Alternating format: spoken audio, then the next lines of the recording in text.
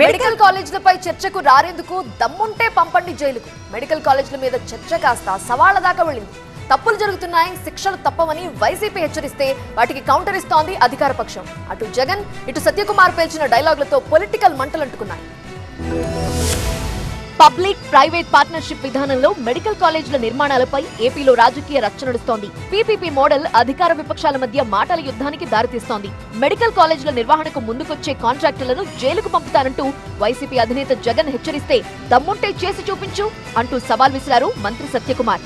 ఒక మంచి ఉద్దేశంతో ప్రభుత్వం తీసుకొచ్చిన విధానాన్ని అసత్య ప్రచారం చేయడమే కాకుండా వారిని జైలుకు పంపుతా అనడం, మీరు జైలుకు కాదు కదా, మీకు ఇష్టమైన భాషలో మీకు తెలిసిన భాషలో చెప్పాలంటే వారి నెత్తి మీద వెంట్రుకు కూడా పీకలేరని జగన్మోహన్ రెడ్డి గారికి, ఆ పార్టీ నాయకులకు నేను తెలియజేస్తున్నాను. మంత్రి వ్యాఖ్యలపై వైసీపీ ఘాటుగా రిప్లై ఇచ్చింది. పీపీపీ అనేది ముమ్మాటికి స్కామ్ అంటోంది. ఇందులో సత్యకుమార్ సహా ఎవరి పాత్ర ఉన్నా శిక్ష తప్పదని హెచ్చరించారు మాజీ మంత్రి పేర్ని నాని. మెడికల్ కాలేజీల్లో నీ చేయి కూడా అంటే నీ మీద కూడా పాపం అంటుతుంది కాబట్టి ఆ సంపాదించుకున్న పాపంతో జుట్టు మొలిపించుకురా హైదరాబాద్ వెళ్ళి. ఖచ్చితంగా 2 ఏళ్ల తర్వాత 3 ఏళ్ల తర్వాత మేము వచ్చే గవర్నమెంట్లో నీ జుట్టు పీకుదాం లేదు చూద్ది కానీ.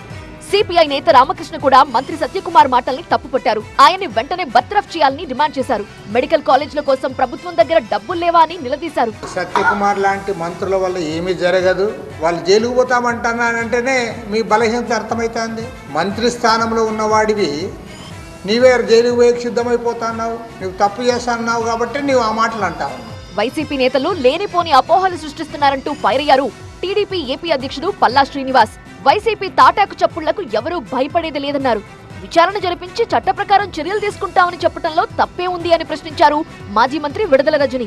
మెడికల్ కాలేజీలపై ప్రభుత్వ నిర్ణయం పట్ల ప్రజల్లో తీవ్ర వ్యతిరేకత ఉందన్నారు మాజీ మంత్రి సీదిరి అప్పలరాజు. ప్రభుత్వం వెనక్కి తగ్గాల్సిందే అని డిమాండ్ చేశారు.